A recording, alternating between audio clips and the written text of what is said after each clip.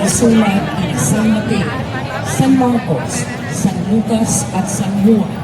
At ikalawa ay ang mahal na pasyon, pasyong mahal o pasyon na sa Pilipinas lamang matatagpuang ginagamit.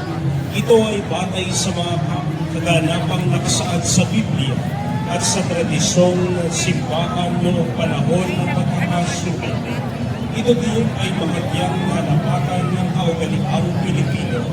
Katulad ng marugdog na pagpapakayag ng pagmamahal ng isang ina sa kanyang anak at nakakaubad niya sa paggalang sa namatay.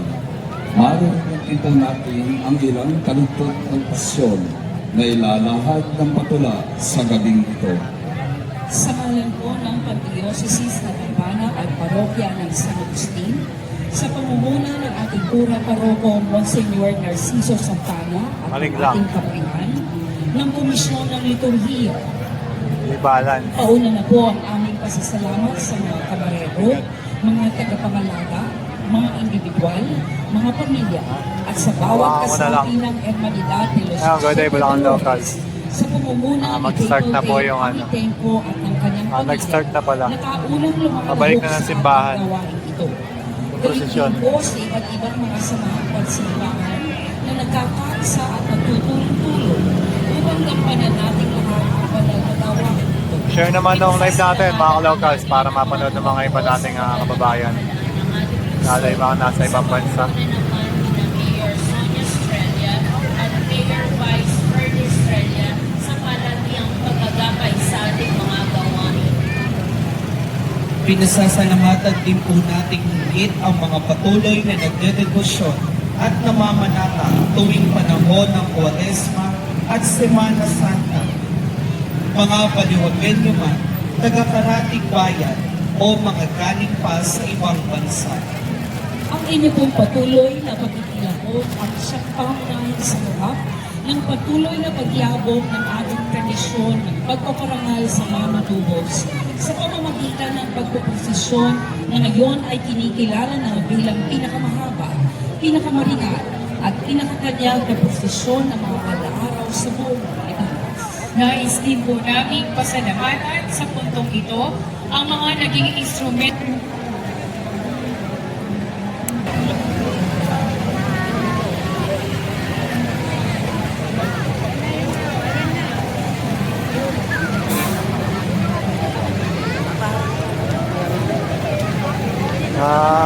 Sisimula nang ipasok yung prosesyon mga ka-locals. Bago pa naman sisimula ang ipasok pa lang. Sa ating po na mga Papasok na po ng simbahan. ng ating posisyon, bigyan lamang po ng maluwag na daanan ng ating mga Diyos.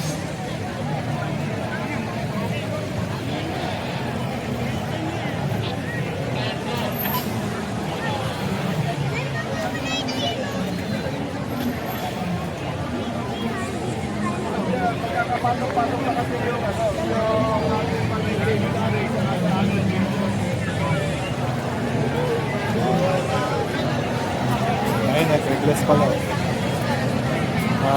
Nag-bless si Father.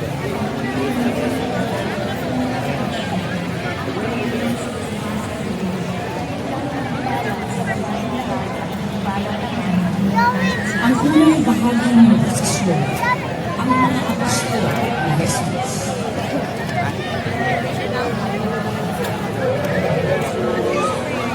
Thank you po.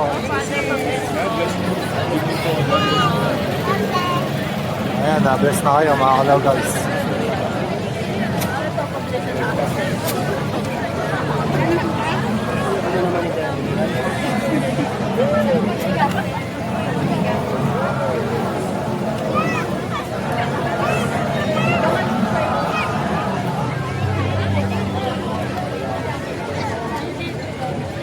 Sige po, lahat ng ilaw kabila.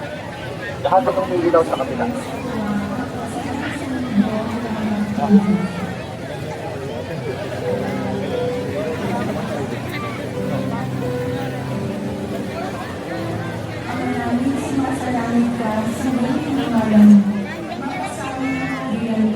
Ano po yung number 1?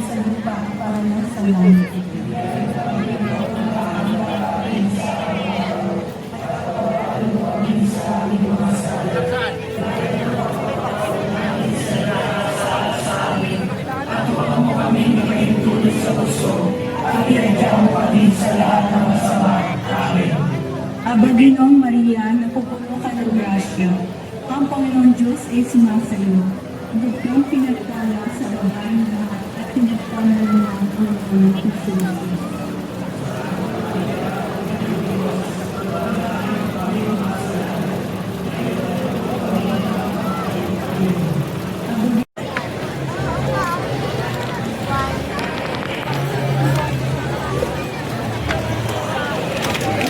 Pabalik na po ng simbahan. Eduardo Sarmiento nga po, pabalik na po ng simbahan.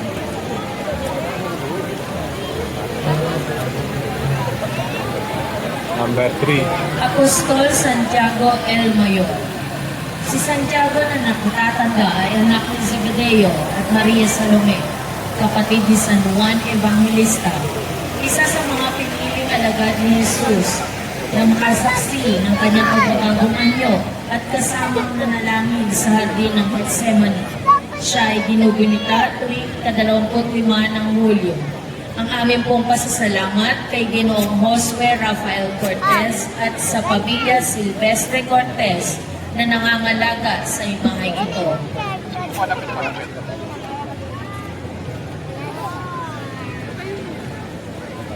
San Felipe. Pangalan niya'y Griego, ang pinag-ugatan at sinasabing nakapagsasalita rin ng Griego. Kaya siya ang nilapitan ng mga ito nung nais nilang makipag-usap sa Panginoon. Siya ay minsan sinubok ng Panginoon nang tanongin niya ito kung paano mapamakakain ang 5,000 nagkatipon-tipong nakikinig sa pangangaral ni Jesus. Ang kanyang kapistahan ay ipinagdiriwang naman tuwing 3 ng Mayo.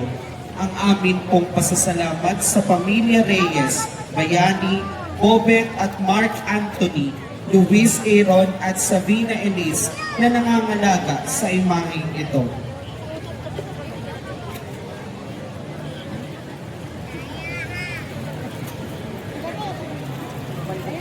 San Bartolome. Si Number Bartolome na po ay yan. tinawag Tex Santos, ni number Nathaniel 5 pa lang po. na ang lugar ibinigay Makapapasok ng na po. Diyos. Ayon sa tradisyon, namaral siya sa India Balik na pagkatapos makaakyat sa simbahan. langit ng Panginoon. Ang tabak na hawak ay sagisag ng pagbalat sa kanya ng buhay dahil sa kanyang pananampalataya. Ang kanyang kapistahan ay tuwing 24 ng Agosto. Ang aming pong pasasalamat sa Marian College of Baliba na nangangalaga sa imaheng ito. Kahit nagbe-blurred. Santo Tomas. Santo Tomas, isang taga-Galilea na tinawag na Number 6. Tomas, Santo Tomas. ay hindi agad naniwala sa muling pagkabuhay niya. Nagtagtas sa puso. Ngunit nawala ang kanyang pagdiduda ng magpakita ang Panginoon at pahawakan sa kanya ang kanyang mga sugat sa kanyang kamay at tagilid. Makikita ang tangan ng imahen at isang siba sumasagisag sa kanyang pagkamartir. Siya ay ginugunita tuwing 3 ng Hulyo. Aming pasasalamat, Ginang Michael Katipunan, Ginoong Joe at Ginang Tuti Katipunan na nangangalaga sa mga ito. San Mateo Apostol y Evangelista. Tinatawag Shoutout po, din shoutout siyang sa mga Levi, viewers. samantalang ang pangalan niyang Mateo ay nangangahulugang ibinigay ng Diyos.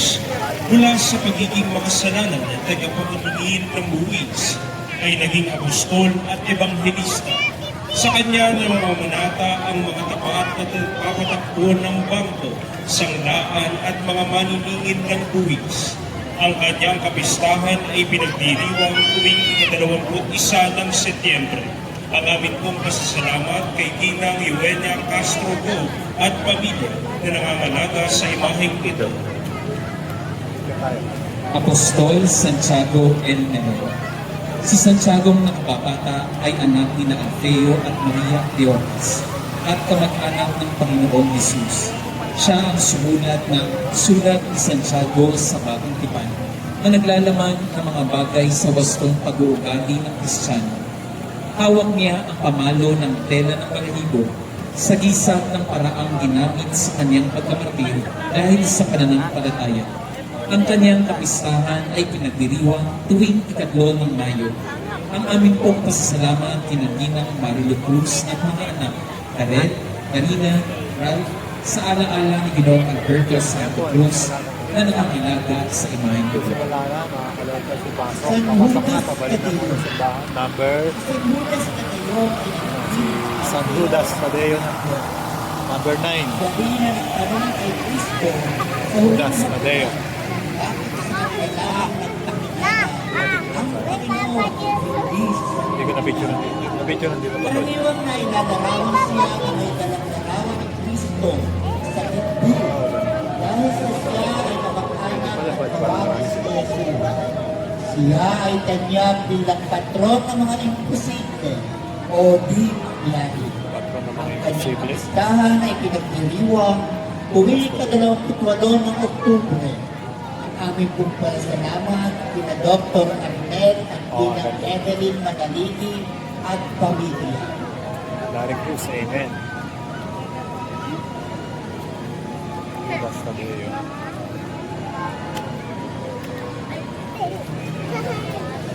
Ang lugar po yan, sabi ni Manilin, Villapuerto, dito po sa Baliwag, Bulacan. Christine, Conyado, Marino, salamat. Share naman po ng live natin, mga kalagdag. Salamat.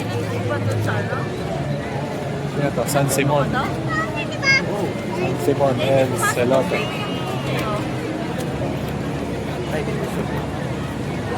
Albert 10, San Simon.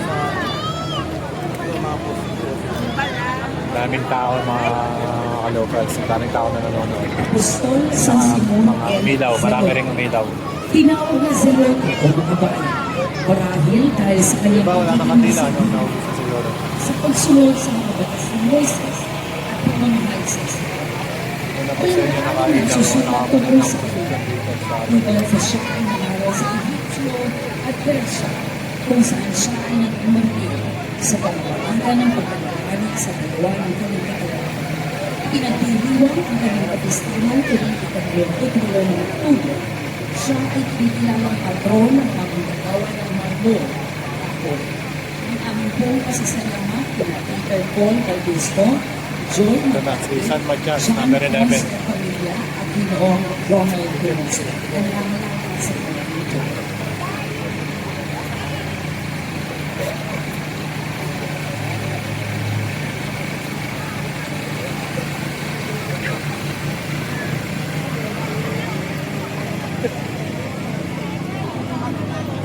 Ay, nag-picture sila eh, mga pinsan ko yun. Number 11.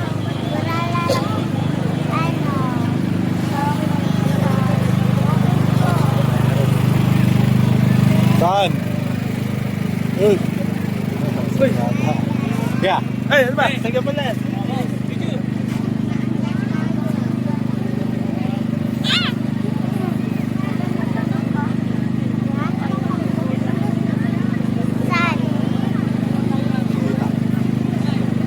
Tita, maano nga po? Hello.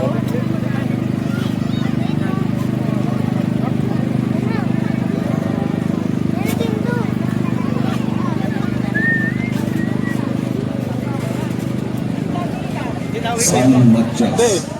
Si San Matias ang humabili kay Judas Iscariote bilang isa sa 12 apostol pagkatapos umakyat sa langit ng Panginoon. Nangaral sa Cappadocia, bahagi ng Central Turkey. Sinasabing ang kanyang katawan ay pinaghati-hati na dahilan ng kanyang pagkamartir. Kaya ang kanyang imahen ay may tanong panahon. Ang kanyang kapistahan ay tuwing ika-14 ng Mayo. Ang aming pong pasasalamat at Engineer Ignacio at Ginang Mirna Angeles at mga anak na nangangalaga sa tagpong ito. Ikalawang bahagi, ang buhay ng Panginoong Jesus, ang pagpapasanaya ng misyon. Asawa. Kaya, kadami ko yan. Ang pagbibinyag kay Jesus ni San Juan. Lang po lahat, sir. Nasa 100 plus po. Hindi natin nabilang eh. Nasa 100 plus. Kaya tatapusin po namin po. Nasa number 12 na po. Ang aming pong pasasalamat, pinaginoong Eddie at Ginang Monique Reyes, Ryan at Arlene Reyes at pamilya na nangangalaga sa tagpong ito. Eduardo Sarmiento, ilan lahat. Hindi po namin nabilang, pero 100 plus.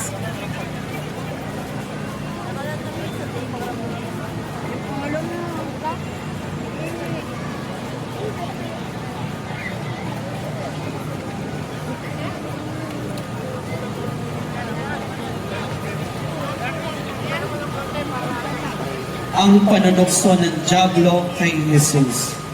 Matapos na si Jesus ay mabautismuhan ni Juan Bautista, idala siya ng Espiritu sa ina upang mag-ayuno sa loob ng 40 araw at 40 gabi. Habang si Jesus ay nag-aayuno, siya ay tinukso ng dyablo. Ang aming pong pasasalamat sa pamilya ni Gina Aurelio Baby S. Ponce Gonzales na nangangalaga sa tagpong ito.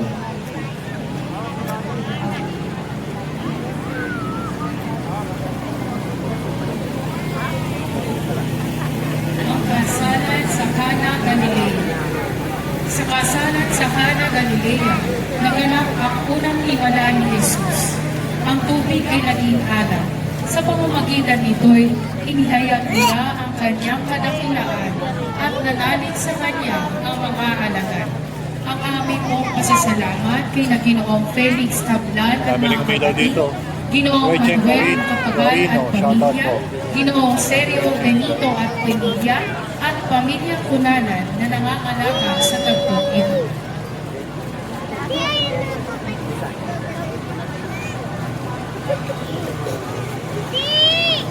Ang pagtuturo ni Jesus kay Nicodemo. Si Nicodemo ay lihim na lumapit kay Jesus at tinanong kung paano makapapasok sa kaharian ng Diyos. Tiniluwangan ni Jesus na kailangan ng tao kapapanapan, hindi pisikal, kundi espiritual. Tubig sa Spirit. Ibig sabihin, ang tunay ng pagkararo ay nagmumula sa Espiritu, hindi sa laman. Aming pagkasalamat, kinagawang Jenny at Pinong Rene Manigas, Celia, Romy, Eddie, Orly, Tess, Lita Cruz, San Lloyd de Guzman, at Philip Ledesma na nangangalaga sa tagpong ito. Ikalawang bahagi, ang panahon ng pagpapakilala ni Jesus. Ang himala ng maraming huling isda at ang tawag ni Jesus. Maraming huling isda ang magpapawag Jesus sa unang disipulo. Tapos ay inutusan sila ng hagis ng langka. Ayan na, may mga isda. Wala silang huli buong magdamag. Sumunod sila at nagahuli ng napakaraming isda. Kaya halos nasira ang lamang. Dahil dito, sinabi ni Jesus kay Simon na huwag matakot sapagkat mula ngayon ay mamamalakaya na siya ng mga tao. Ang ating pong pasasalamat Uniform pa sila. Estrelita M. Santos at Dr. Jean Rafael B. Marcos na nangangalaga sa tagpong ito.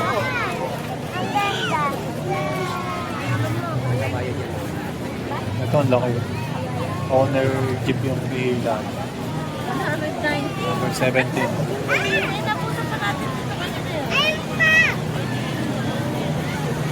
Laki. Ang pagpapagaling ni Jesus sa biyanan ni Pedro. Pinagaling ni Jesus ang biyanan ni Pedro sa pamamagitan ng pagtawag sa kanyang ina at agad tinawala ang kanyang ina. Pagkatapos bumalik, siya ay bumangon at naglingkod sa kanila. Ipinapakita nito na ang biyaya ng Diyos ay dapat tumpasan ng pasasalamat sa pamamagitan ng paglilingkod. Ang aming pong pasasalamat sa pamilya Rivera at pamilya Pascual na nangangalaga sa tagpong ito.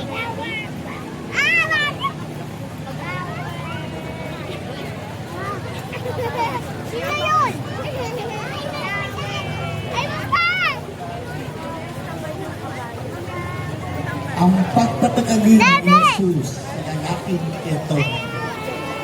Ginoo, kung ibig po ninyo, mapag-aagaling ninyo ako. Siya hindi po na Jesus at sinabi, ibig ko, gumaling ka. Gumaling ang pagkagali. Pinagaling siya ni Jesus sa karamdaman at inutosang huwag ipagsabi at magpasuri sa mga